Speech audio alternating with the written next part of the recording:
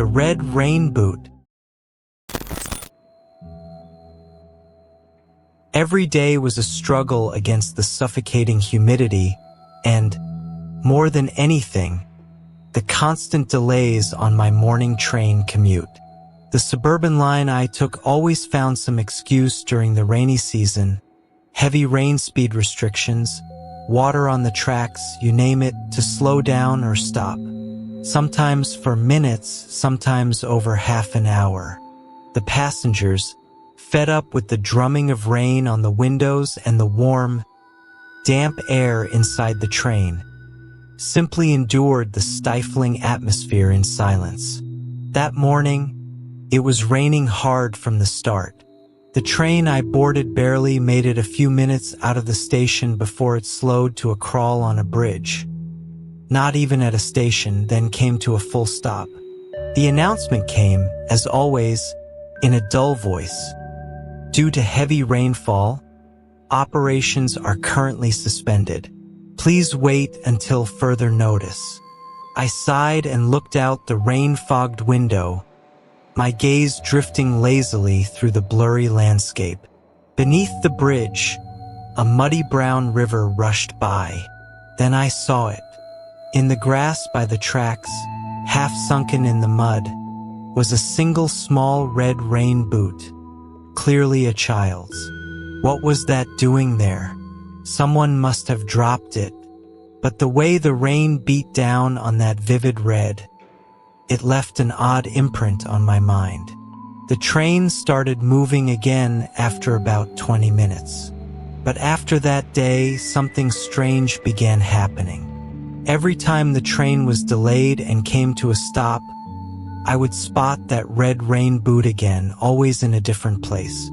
At first, it was by that same bridge.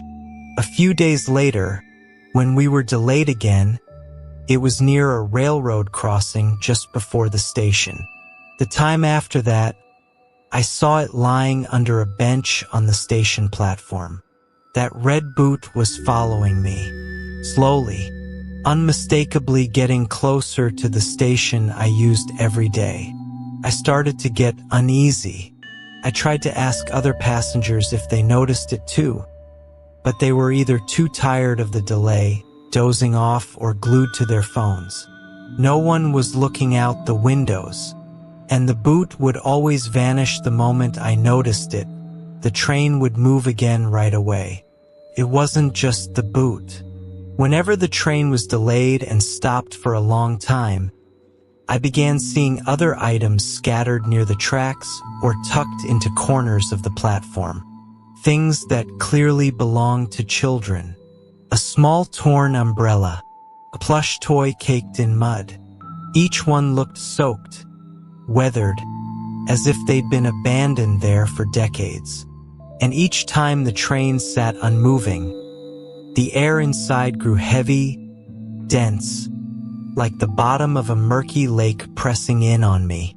Then, on one especially rainy morning, when the season was nearly over, the train once again came to a sudden emergency stop, right before my station. Felt as though the red boot had been waiting for me.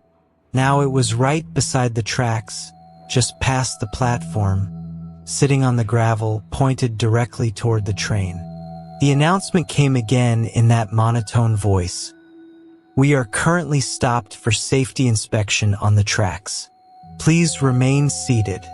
The other passengers sighed, annoyed. Then it happened. With a hiss, the train doors suddenly slid open. We weren't at a station. The train was still on the tracks. People began murmuring in confusion. What's going on? I turned to the door nearest me and saw a small figure standing at the edge of the platform, shrouded in rain. A child, wearing a soaked red raincoat. On one foot, unmistakably, was that red rain boot. The child slowly turned toward me and smiled. I finally caught up. It was a child's voice, but it sounded old, damp, like it had been soaked in water for years. I don't know how, but the child stepped lightly onto the train. tap tap, and walked straight toward me. In one hand was the other red rain boot, muddy, tangled with wet weeds. The child gently placed it at my feet. "This is yours, big sister." Still smiling, the child said those words. I couldn't move. Fear and confusion froze me in place. The child reached out and grabbed my hand. It was ice cold. "Let's go. The pickup is here now." Pickup? The moment I heard that word, I sensed something wrong. The destination display above the doors was flickering wildly, displaying characters I had never seen before. The other passengers were all staring at me with glassy eyes, silently, expectantly, like they were telling me, "Hurry up." The child tugged my hand again, gently leading me toward the open door and the rainy world beyond. "If we don't go now, the train will leave." That voice no longer sounded like a child. It carried multiple tones, like a crowd whispering together. "This is it. I'm going to be taken." That thought flashed through me, but just then, the train jolted violently. I lost my balance and fell backward, yanking my hand free from the child's grasp. A loud thud rang out as I hit the floor. The lights flickered off, then came back on. The child was gone. So were the blank-eyed passengers. The destination display had returned to its normal station name. At my feet was a single red rain boot, muddy, soaked. The other one was gone. What the hell was that? Mass hallucination? Even after returning to my usual life, delays during rainy season continued.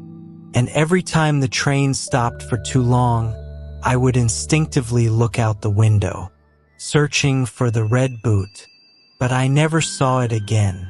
Yet sometimes, when the train idled too long and the air grew thick and silent, I could feel it, the presence of that child, just beside me, and I could almost hear that soaked, murky voice, whispering with the wind.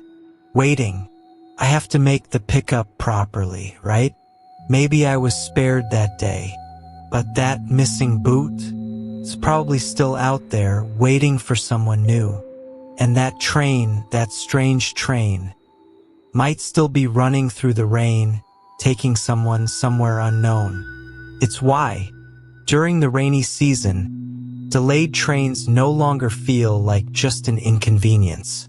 They feel like doorways, and I'm afraid to step through. Do you enjoy nights like this? Give a like and we'll come again.